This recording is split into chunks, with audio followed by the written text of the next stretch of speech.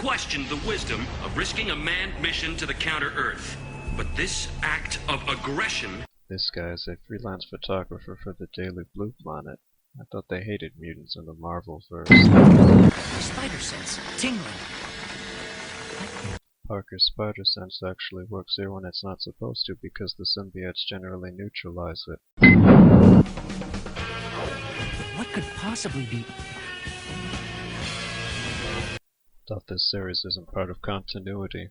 Can't have it both ways, so don't tease us. Some symbiotes are not immune to Parker's sense, but they are immune to loud rocket noise now. Yeah, this is just bullshit worthy of a whole lot of sins. How many decibels does a rocket launch generate on average? 160? Yeah, that'll do. Activating warp ring. What's that? Something coming from the cargo bay. Breaking into the cockpit! When you're not following continuity of the previous series, but still okay with rehashing story ideas from it. But this time he's gone too far! My paper is prepared to pay $10 million to anyone who can identify Spider-Man or aid in his capture! I'm starting to think this is a full-on remake of the alien costume episode now. So Jameson didn't even see what happened to this shuttle. Of course, it would be difficult to see since the shuttle was in outer space, which I don't think you can see from ground level. Spider sense warns him of symbiotes, but not incoming fire hose. Look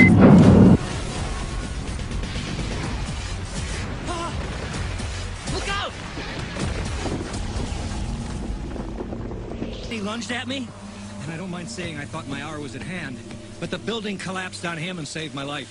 This is all we found of him. Many sins on these dumbass firefighters for not finding a spider body underneath the rubble. What do you think, Spider-Man evaporated like the Wicked Witch of the West? So Spider-Man saved your life, you ungrateful asshole. What's the point of this cape? Actually, I'm not sure it is a cape, it's somewhat short. In any case, it's a useless costume accessory. Hold it right there, Spider-Man. The only one who can bring him home, and it's the only way to clear my name. You sure you know how to drive this thing? Then what you waiting for? If anyone can pull this off, it's Spider-Man. What about the Avengers, or the Fantastic Four? Also, odd waste of Nick Fury cameo. Also, if he really wanted to stop Spider-Man, why wouldn't he bring other S.h.i.e.L.D. agents along with him? Just one more minor detail. Listen up, world! This is Spider-Man, on my way to Counter-Earth to save John Jameson and clear my good name. Now to cover Peter Parker's tracks. And I'm going with him, Peter Parker. After all, what newspaper man could turn down an opportunity like this? I don't know what's more sinful, Parker thinking this would work or the idea it actually does work. This is the equivalent of Clark Kent's glasses disguise, which also works for some stupid reason. The entire planet is under our evolutionaries' control, but you'll never see anywhere past Bizarro New York City on this series. The series is obviously flawed for several reasons, but one problem I notice is something they could have done but overlooked. Within the absurd bestial-dominated human subclass premise, there could have been a greater emphasis of the divide between the two groups, but there is never any attempt to explore class division in this series. That being said, why are there even any humans still alive in this world anyway? What's the purpose of keeping them in slums? You don't exploit them for forced labor, and they're such a warlike species you would think the high evolutionary would have ensured by now he was the last human being on Counter-Earth. Spider-Man adds a stealth feature, but decides to utilize it in the McGinnis manner. Stupidly. Well, this series is influenced by Batman Beyond somewhat, so I guess it's appropriate. I know Parker's sense is often useless, but the way it's worked in this episode, it's delved into Mirrorverse territory. Perhaps that's appropriate on a Counter-Earth themed series. I am not native to this world. I sought utopia. But instead of the new Eden I sought, I found only the same diseases I had tried to escape. Greed, selfishness, violence, hatred, human diseases. It has taken decades, countless experiments, countless failures. But at last, my perfect society nears completion.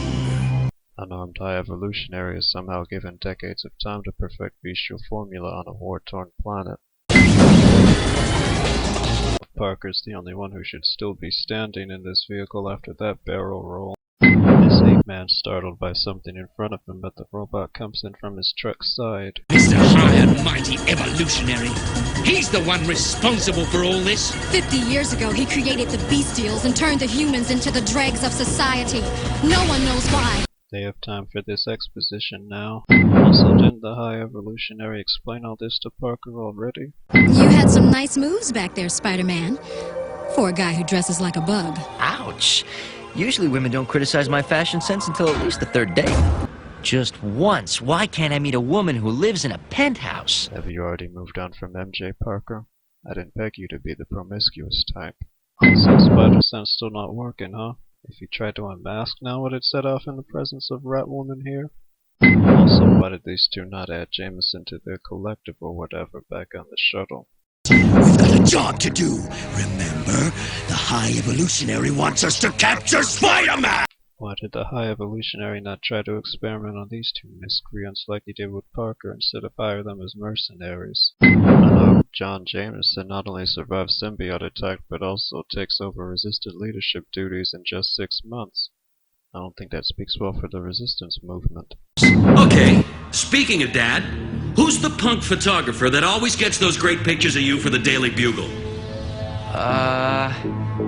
Peter Parker. Welcome, Spider-Man. I hope you understand. I had to be sure. Couldn't there be a counter-Earth punk Parker as well? Stormtrooper AIM. The High Evolutionary employed these two and didn't notice their co-opting of his beast creations. Vermin Woman doesn't seem to notice either. Yield, Spider-Man! Yield to the Synoptic! You and I will merge and be one, as it always should have been! I know Venom generally has identity crisis problems, but to simply refer to itself as I seems out of character. Spider-Man. Here, these will help you get a better look at our world. I'm sure those funny glasses will definitely help him blend in.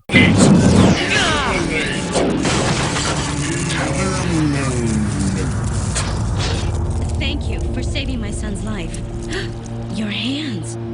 I'm a doctor. Come in. Let me treat those burns.